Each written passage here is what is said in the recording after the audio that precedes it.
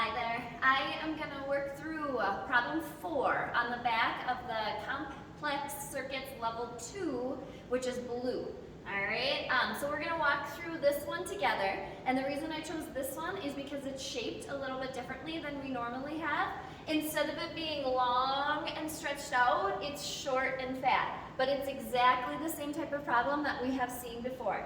So first thing you do, you find the negative side of the battery. As the electrons leave the negative side, they are going to head in that direction and go through resistor 1. And then from there, when they get up to the top here, they have two choices. They can either go down like this, or if I switch colors on you, the electrons, when they get to this point right here, they could also go up like that. Okay, so from here, first thing we have to do is determine which of these resistors, and now we have 4 of them, which of them are series and which of them are parallel. Okay, so remember, series means it gets all the current, both colors, whereas parallel means it only gets one color. It only gets some of the current. Okay, so I start here, I go up to resistor 1. There's nowhere for the current to split, so all the current has to go through resistor 1. That makes resistor 1 series. Okay, it then comes up to here, splits. This only gets pink, this only gets blue. These are parallel. They only get some of the current. It then all comes back together, and all of the current, both colors, go through resistor 4. That makes resistor 4 a series as well. Okay, so from here, we need to first calculate the total resistance. So step 1, I'm going to try and make sure I don't cut off the top today. So step 1, I have to start with the parallel because those guys have to go 1 over. So the ones that only get some current, one color, this one and this one, you still have to do those as 1 over. So I'm going to have 1 over 200 plus 1 over 400.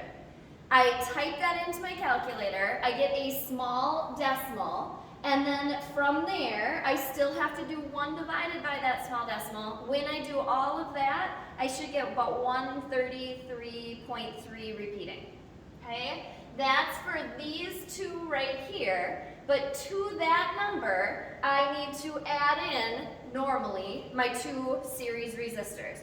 So I have to add in the 250 from resistor 1 and the 150 from resistor 4. Okay, once I get a total, I get 533.3 ohms. Please type that into your calculator, check it out, and make sure that you get that to work. From there, the second step is always delta V equals I times R. We take the voltage of the battery, 150. We set it equal to the current times the resistance we just calculated. When I take the 533.3 and divide it under, I get a total current of 0.28 amps. All right, from here, I am going to get everything set up. Please do this. If you struggle at all with this, get yourself a spot to put the current and the voltage underneath each resistor. I promise you it will help. I'm going to put my 4th one up top so I don't run out of room. Okay, now we are ready to start, okay? The only place you can start is with the 2 series resistors. That's because currently the only thing that we know is both of these series resistors get all the current. All the current is 0.28. So automatically I1 is 0.28 and I4 is 0.28. Okay? So from here, I know the current and the resistance. I can calculate the voltage for resistor 1, and I can do the same thing over here with the voltage of resistor 4. Okay, so I'll write it off to the side. You can just do it on your calculator. Delta V1 is going to be equal to the current, 0.28, times the resistance, 250. When I multiply those, I got 70. Same thing over on the left side with resistor 4. If I want to find the voltage, I take the current, 0.28, multiply it by the resistance, which is 150. When I multiply those two, I get 42.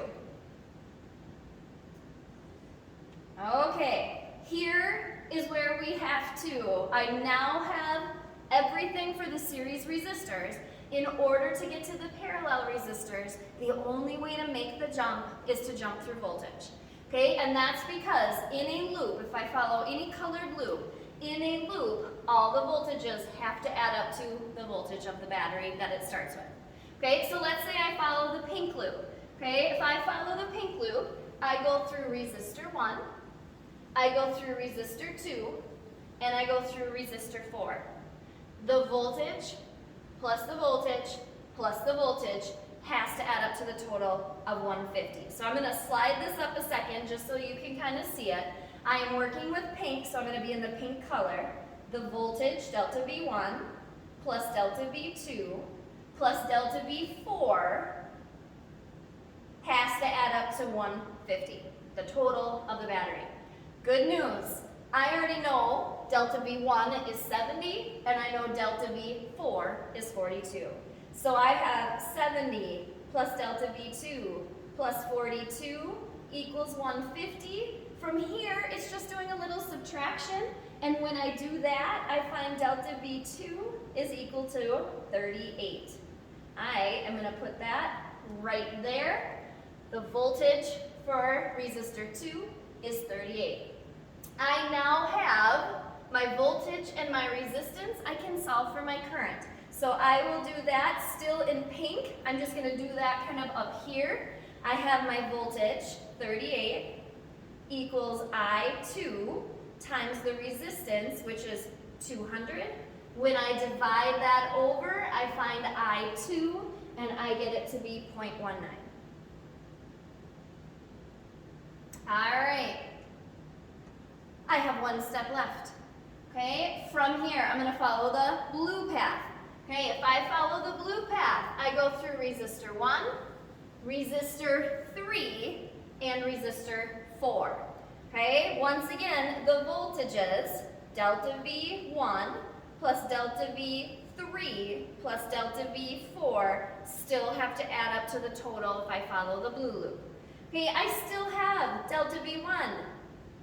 I still have delta V4. So once again, all I have to do is subtract, and I find that delta V3 is also 38. That's good. Remember, resistors that are parallel to each other, they will have the same voltage.